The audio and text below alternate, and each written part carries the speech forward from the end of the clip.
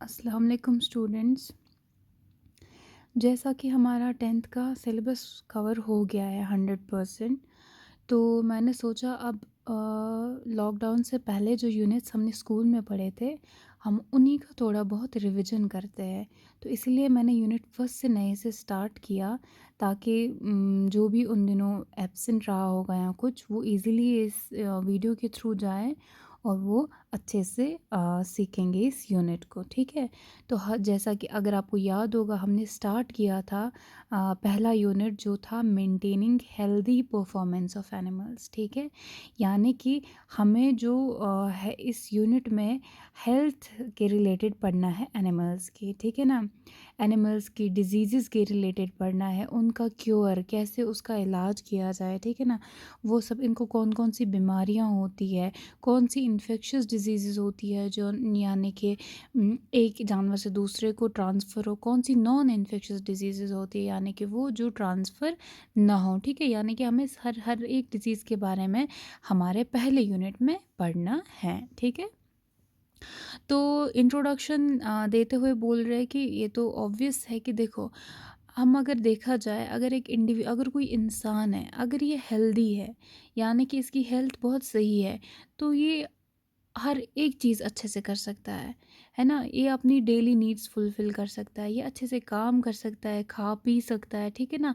तो but in case इसकी health ख़राब है, ये बीमार है तो ये कुछ भी चीज़ नहीं कर सकता है ना। तो इसका जो रहन सहन है वो सब लो हो जाएगा। तो इसीलिए क्या होता है कि हम सबको इसलिए ज़रूरी है कि हम अपनी हेल्थ को मेंटेन रख सकें ताकि हम अपनी रोज़मर्रा की ज़िंदगी अच्छे से जी सकें, है ना। Same is the case with the animals. देखो अगर हमारा एनिमल जो है हमारी काऊ जो है वो बीमार है, ठीक है, वो हेल्दी नहीं है, तो क्या होगा अगर काऊ बीमार होगी ना ही तो वो हमें अच्छे से दूध दे पाएगी, है ना, ना ही उससे हमें अच्छा सा कुछ भी प्रोडक्ट मिलेगा, ना ही कोई काम निकलेगा, ना ही उसकी प्रोडक्शन होगी, है ना। वो बीमार हो जाएगी, उस पे खर्चा लगेगा, उसकी बीमारी दूसरे जानवरों में भी फैल सकती है। ठीक है ना। तो इसीलिए क्या है कि हमें हेल्थ अपनी कैटल्स की उनको मेंटेन करना है। ठीक है ना। तो इसी रिलेटेड हमें हमारा ये यूनिट है कि डिजीज़ के रिलेटेड क्या क्या होती है इनमें और उनका क्योर क्या है। ठीक है ना। बोलते हैं अगर एक लॉसेस ड्यू टू डिजीज़ क्या क्या हो सकता है अगर बीमारी फैले, है ना। प्रोडक्टिविटी कम होगी, है ना, प्रोडक्शन ही नहीं होगी, हमारी गायें जो है इनकी पॉपुलेशन ही कम हो जाएगी, ये प्रोड्यूस नहीं कर पाएंगी, है ना। तो इससे तो ड्रॉप ही हो जाएगा ना सब कुछ। दूसरी चीज़ है कि मर जाएंगे जानवर, एनिमल्स की डेथ होगी, है ना। तीसरा बता रहा है कि जो खर्चा लगता है इन पे, इलाज पे खर्चा, ठीक है, और इनकी वजह से दूसरे एनिमल्स भी इफ़ेक्ट हो सकते हैं, उनमें भी बीमारी फैल सकती है। तो ये इतना ही नहीं, बहुत सारी चीज़ें हैं जो लॉसेस होते हैं ड्यू टू द डिजीज़। ठीक है। बोलते हैं some of the common health disorders and diseases affecting cow and buffaloes and their preventions are discussed in this unit. यानी कि कॉमन डिजीजेज जो कैटल्स और बफेलोज में होती है और उनका बचाव क्या है वो हम डिस्कस करेंगे अपने आने वाले आगे यूनिट में। ठीक है। अच्छा, कुछ इंपॉर्टेंट डिजीज़ है जिनके बारे में हमें इंफॉर्मेशन होनी ही होनी चाहिए। ठीक है। बैक्टीरिया है, वायरल है, पैरासिटिक है, मेटाबॉलिक है, एनामेलस है एंड ट्रोमेटिक है। बैक्टीरिया, बैक्टीरियल डिजीज़ जो बैक्टीरिया की वजह से हो, ठीक है, लाइक एंथ्रैक्स है, ब्लैक क्वार्टर है, ब्रूसलोसिस है, हेमोरेजिक सेप्टिसीमिया है, मास्टाइट्स है। ठीक है ना। ये सब है ये वो डिजीज़ है जो किससे होती है, बैक्टीरिया से। ठीक है। दूसरा बताया है viral disease, that is foot and mouth disease. ठीक है। Foot and mouth disease, viral disease, ये भी बहुत ख़तरनाक बीमारी है जो जानवरों में होती है। तीसरी डिजीज़ जो होती है पैरासाइट्स की मदद से होती है, दैट इज़ एक्टोपैरासाइट्स और एंडोपैरासाइट्स। ठीक है। उनकी वजह से डिजीज़ होती है। मेटाबॉलिक डिजीज़ यानी कि ब्लॉट होता है, मिल्क फीवर होता है। What actually these disease are, ये हमें आगे यूनिट में डिस्कस करनी है। ठीक है। अभी हम सिर्फ इम्पॉर्टेंट डिजीज़ का लिस्ट पढ़ रहे हैं। एनामेलस है, इसमें रिटेन्ड प्लेसेंटा आता है। ये क्या चीज़ होती है ये भी हमें फर्दर आगे डिस्कस करना है।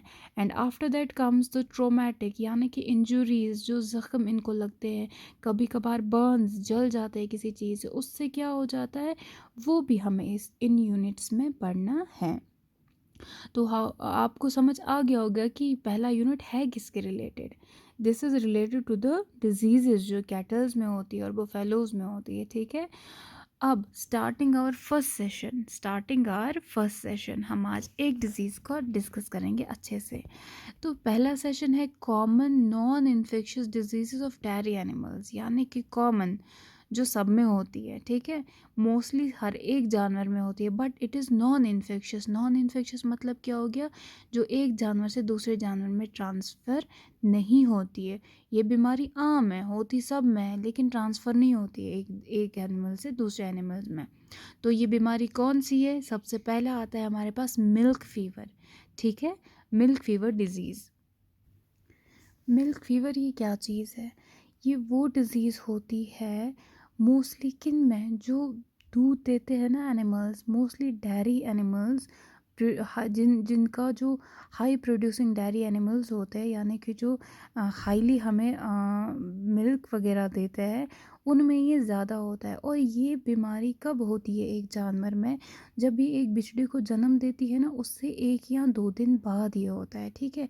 ये क्यों होता है, जब एक गाय में कैल्शियम की डेफिशिएंसी आती है तो उसको हो जाता है मिल्क फीवर, ठीक है ना।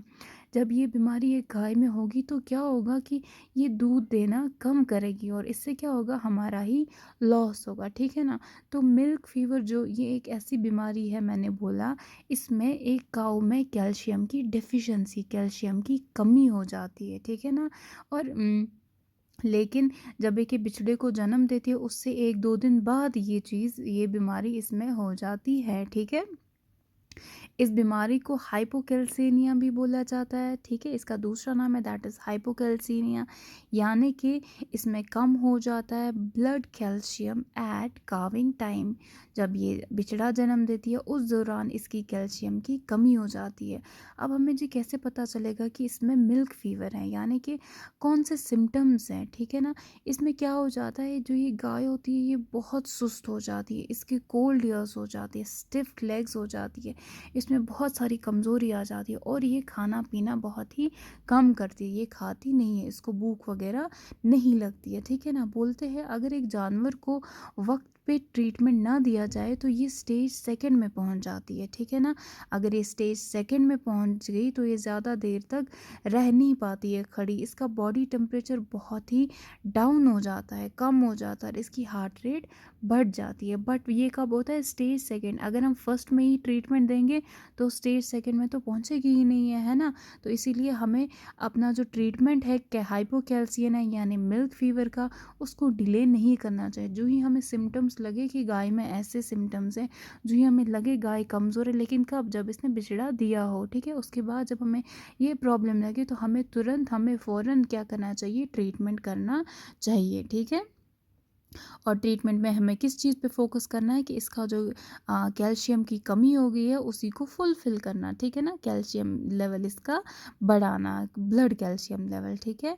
और इसमें क्या होता है कि मिल्क फीवर जो होती है ये कैसे बचाया जा सकता है। एक गाय में मिल्क फीवर ना हो तो क्या करना चाहिए, प्रेगनेंसी के दौरान ही इसको एक बैलेंस्ड डाइट देना चाहिए, ठीक है ना, ताकि जब ये फिर बिछड़ा जने तो उसके बाद इसको इस चीज़ की प्रॉब्लम ना हो। अगर हम पहले ही क्योर करेंगे, प्रेगनेंसी के दौरान ही इसको अच्छा खाना पीना देंगे, सब कुछ देंगे, फीड वगैरह, तो चांसेस इसका कैल्शियम लेवल जो है वो मेंटेन रहेगा, वो ड्रॉप नहीं होगा, तो इसको मिल्क फीवर होगा ही नहीं, ठीक है। तो ये था आज हमारा नॉन इन्फेक्शियस डिजीज़ थी, that is milk fever. What is that, calcium deficiency गाय में हो जाती है, कब, after the 1 to 3 days after calving, बिछड़ा जनने के बाद। तो होपफुली आपको समझ आ गया होगा। इसके बाद इंशाल्लाह कल हम नया नॉन इन्फेक्शियस डिजीज़ कुछ डिस्कस और करेंगे, लाइक मास्टाइट्स है, वॉन्ड्स है, ठीक है। ये कॉमन डिजीज़ है जो हर एक एनिमल में होती रहती है, ठीक है। तो होपफुली आपको समझ आ गया होगा।